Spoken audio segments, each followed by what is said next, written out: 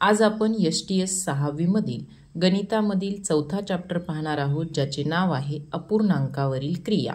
पूर्णांकयुक्त अपूर्णांकाच्या अपूर्णांकी भागात अंश हा छेदापेक्षा लहान असतो, हा पहिला नियम आहे। पूर्णांकयुक्त अपूर्णांक कशाला म्हणतात?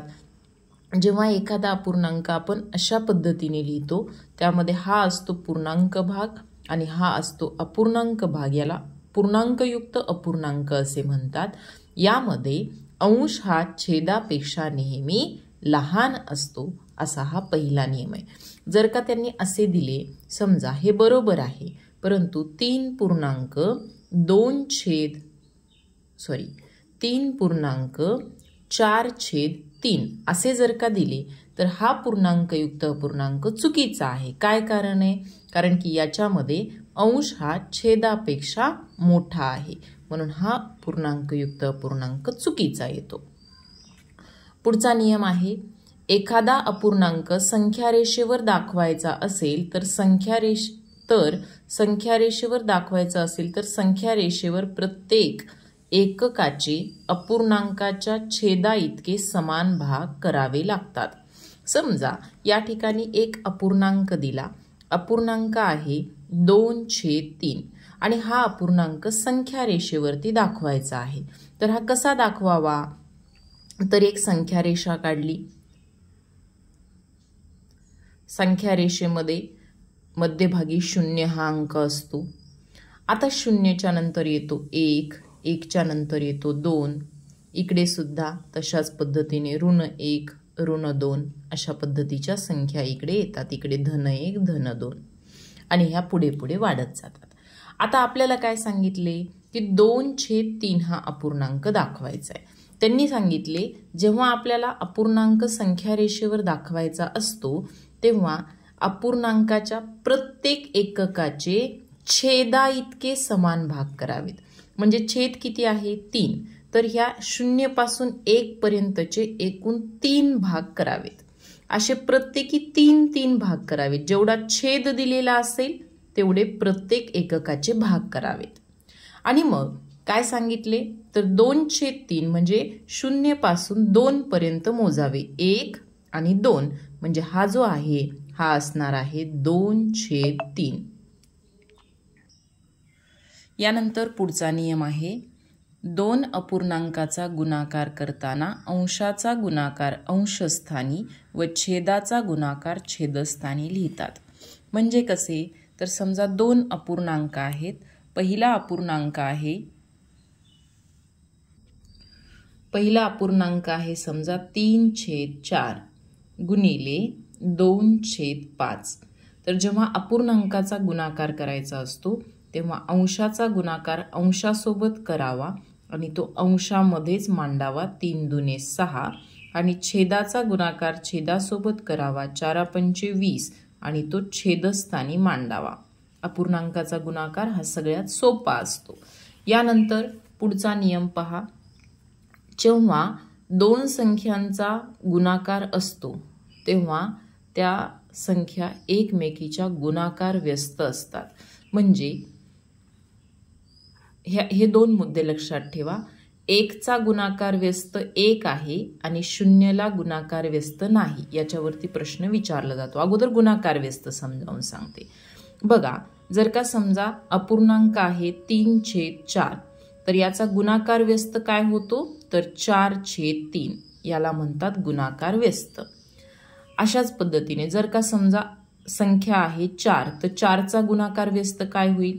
तर 4च्या छेदस्थानी काहीच नाही, म्हणजे 1 असते, म्हणजे 4चा गुणाकार व्यस्त होईल 1/4। परंतु महत्वाचा नियम काय? तर 1चा गुणाकार व्यस्त हा 1च असतो आणि 0चा गुणाकार व्यस्त होत नाही। ह्या 2 मुद्द्यांना लक्षात ठेवायचं आहे। यानंतर आपण यामधील पहिला प्रश्न घेऊया। पहिला प्रश्न आहे, 12.3/4 या अपूर्णांकाचे अंशाधिक अपूर्णांकात रूपांतर करा। यावरती आपण सेपरेट एक व्हिडिओ सुद्धा बनवलेला आहे आणि इथे सुद्धा हा प्रश्न सोडवूया। 12.3/4 याचे अंशाधिक अपूर्णांकामध्ये रूपांतर करण्यासाठी 12 आणि 4 या दोघांचा करावा गुणाकार आणि त्याच्यामध्ये अंश मिळवावा. म्हणजेच 12 गुणिले 4 याच्यामध्ये मिळवायचा अंश म्हणजेच +3 आणि छेदस्थानी 4 जसेच्या तसे. 12 चोक 48 +3 49 50 51 आणि छेदस्थानी 4 जसेच्या तसे म्हणजेच 51/4.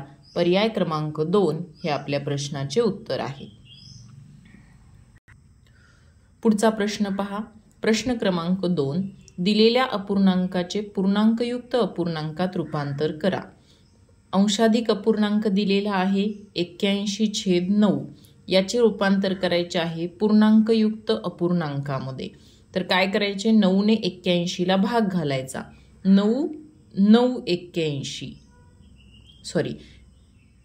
81/9 नाहीये, तर 81/19 आहे.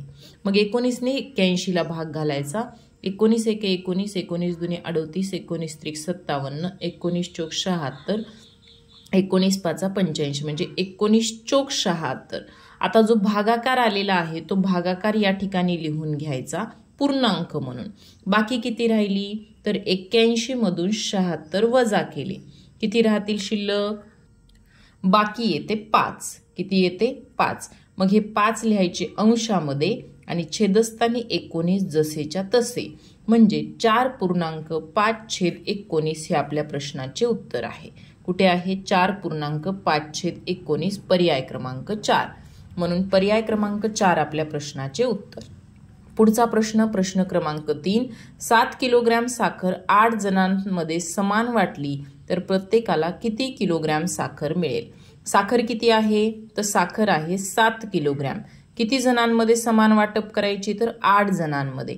जेव्हा एखाद्या गोष्टीचे समान भागामध्ये रूपांतर करायचे असते तेव्हा करावा लागतो भागाकार.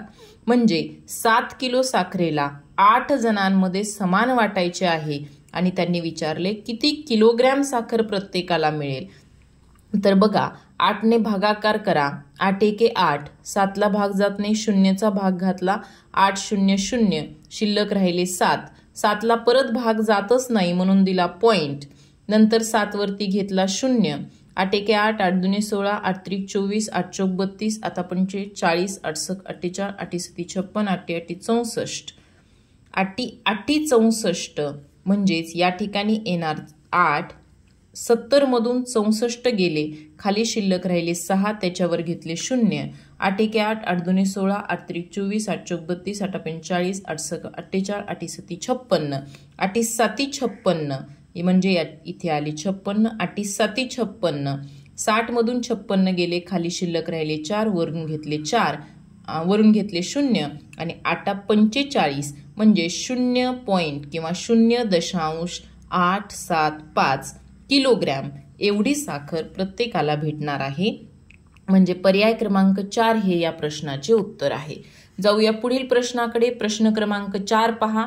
राधाने आपल्या शेतात 3/5 भागात कांदे व 1/4 भागात पालेभाज्या व उर्वरित भागामध्ये मिरचीची लागवड केली तर तिने किती भागात मिरचीची लागवड केली, असा प्रश्न विचारलेला आहे. आता बघा, एकूण शेत आहे, त्या एकूण शेतापैकी बघा, तिच्याकडे राधाकडे एकूण शेत आहे समजा एवढे. त्या या शेतामध्ये तिने काय केली, एवढ्या भागामध्ये मिरचीची लागवड केली, एवढ्या भागामध्ये पालेभाज्यांची लागवड केली, मिरचीची नाही सॉरी, इथे केली कांद्यांची लागवड आणि इथे केली पालेभाज्यांची लागवड. इथे जो उरलेला भाग आहे त्या उरलेल्या भागामध्ये तिला मिरचीची लागवड करायची. तर कांदे किती भागात लावले सांगितले आहे, त्याच पद्धतीने पालेभाज्या किती भागात लावल्या ते पण सांगितले. मग आपल्याला मिरची किती भागामध्ये लावली ते काढायचे आहे.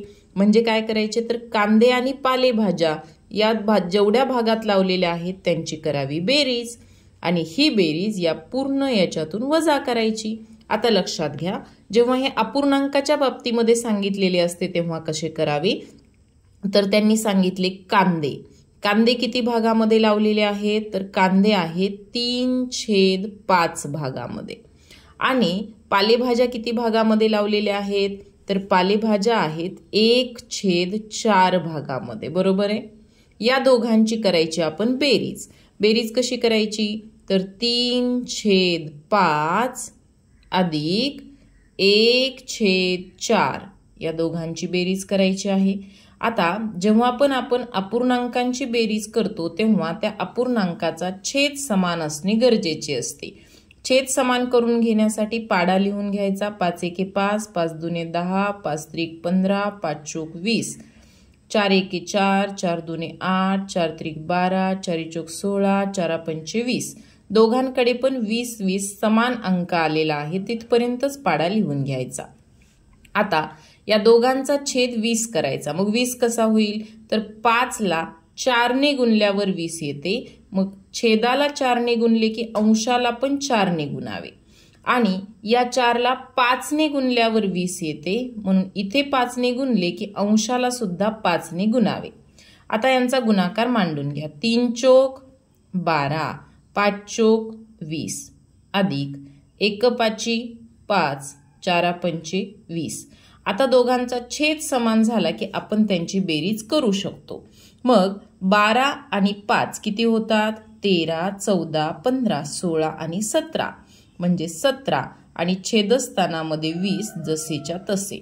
आता थोडंसं लक्ष द्या. बघा याचा अर्थ काय असतो की एकूण 20 भाग आहेत. या शेताचे एकूण 20 भाग केले.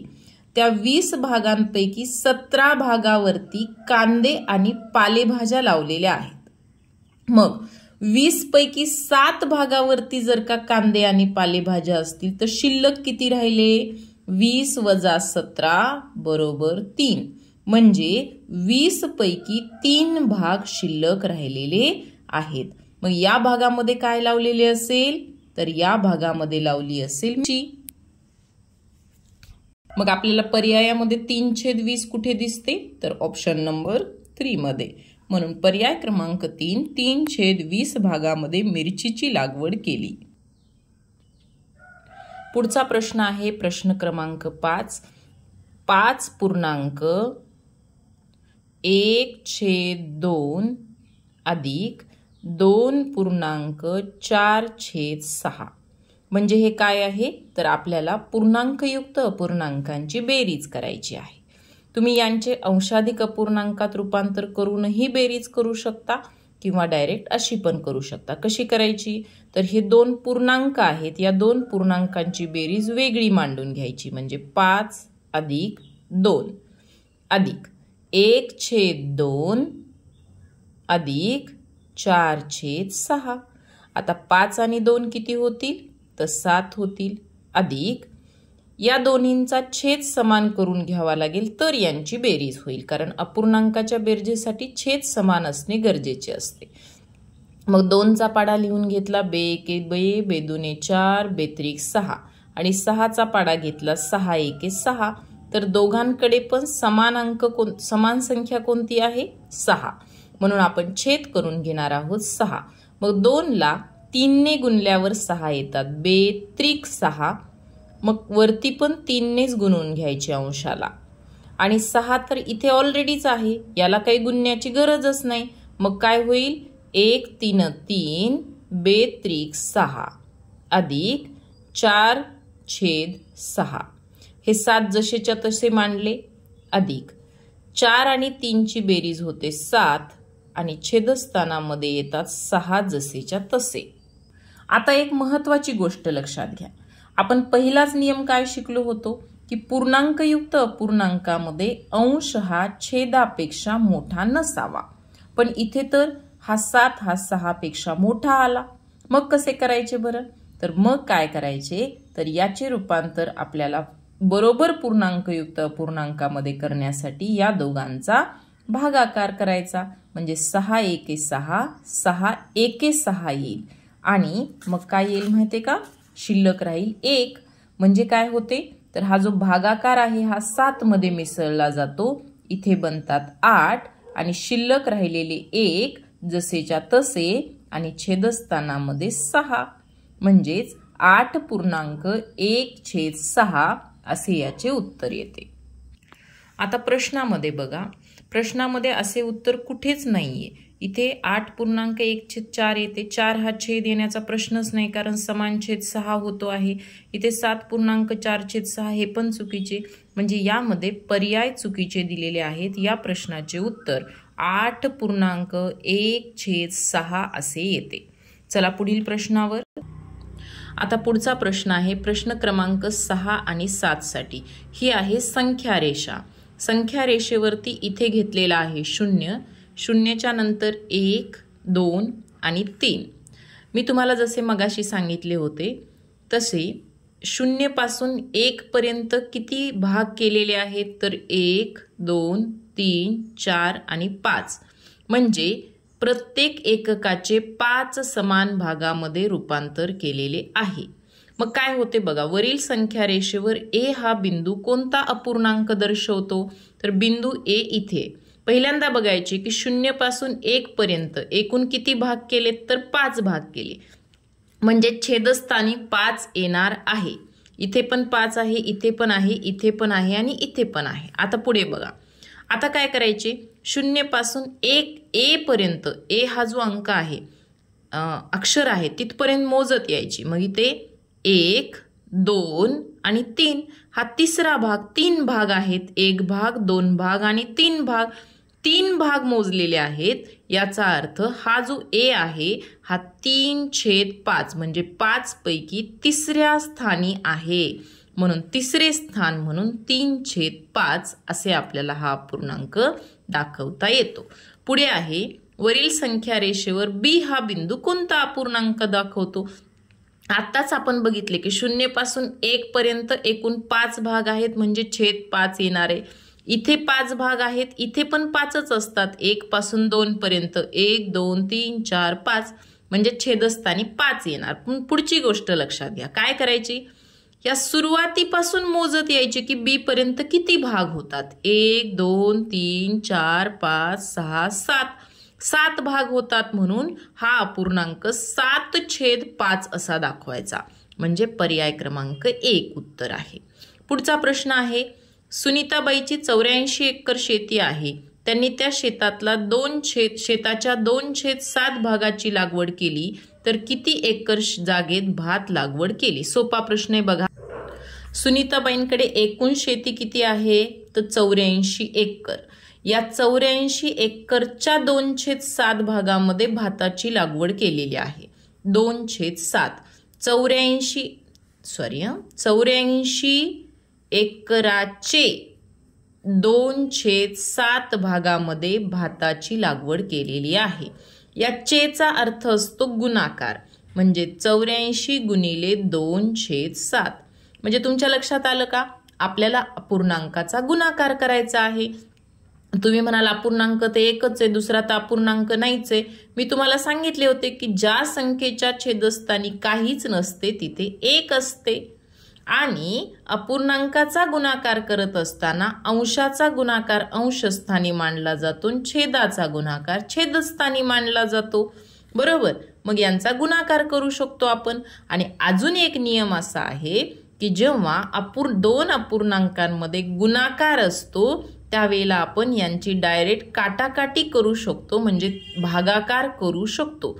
या 7ने 2ला भाग जात असेल तर घालू शकतो, किंवा 7ने 84ला भाग जात असेल तर घालू शकतो. मग घालून घेऊया ना भाग. जातो का बरं भाग, तर जातो. 7 एके 7, 7 एके 7 आणि मग शिल्लक राहिले 1, झाले 14, 7 दुने 14. आता अंशाचा गुणाकार अंशस्थानी मांडून छेदाचा गुणाकार छेदस्थानी. 12 गुणिले 2 बरोबर होतील 24 आणि छेदस्थानामध्ये 1 गुणिले 1 म्हणजे 1, म्हणजे 24/1 बरोबर 24. म्हणजे 84 एकर पैकी 24 एकरवरती भाताची लागवड केलेली आहे. पर्याय क्रमांक 4 प्रश्नाचे उत्तर आहे. पुढचा प्रश्न अतिशय सोपा. 1चा गुणाकार व्यस्त कोण. मी तुम्हाला सांगितले मगाशीच, 1चा गुणाकार व्यस्त 1च होत असतो. प्रश्न क्रमांक 10 15/16 भागिले 3/4. आता आपण शिकूया अपूर्णांकाचा भागाकार कसा करावा. 15/16 भागिले 3/4. बघा, अपूर्णांकाचा भागाकार करत असताना पहिल्यांदा भागाकाराचे रूपांतर गुणाकारामध्ये करून घ्यावे। आता कसे करायचे गुणाकारात रूपांतर? पहिला अपूर्णांक जसाच्या तसा लिहून घ्यायचा 15/16। भागाकाराच्या चिन्हाच्या ठिकाणी गुणाकाराचे चिन्ह द्यायचे आणि या अपूर्णांकाचा गुणाकार व्यस्त इथे लिहून घ्यायचा। मग 3/4चा गुणाकार व्यस्त काय येतो? 4/3। आणि आता सिंपली आपण जसा गुणाकार करत असतो तसा गुणाकार करायचा, म्हणजे अंशाचा गुणाकार अंशाशी, छेदाचा गुणाकार छेदाशी। पण मी तुम्हाला सांगितले होते की जर का अपूर्णांकामध्ये गुणाकाराचे चिन्ह असेल तर आपण इथे काटाकाटी करू शकतो। मग करून घेऊया। 3 एके 3, 3 5 15, 4 एके 4, 4 चौक 16 आणि अंशाचा गुणाकार करा आणि छेदाचा 5 एके 5, 4 एके 4, उत्तर आले 5/4 म्हणजेच पर्याय क्रमांक 1।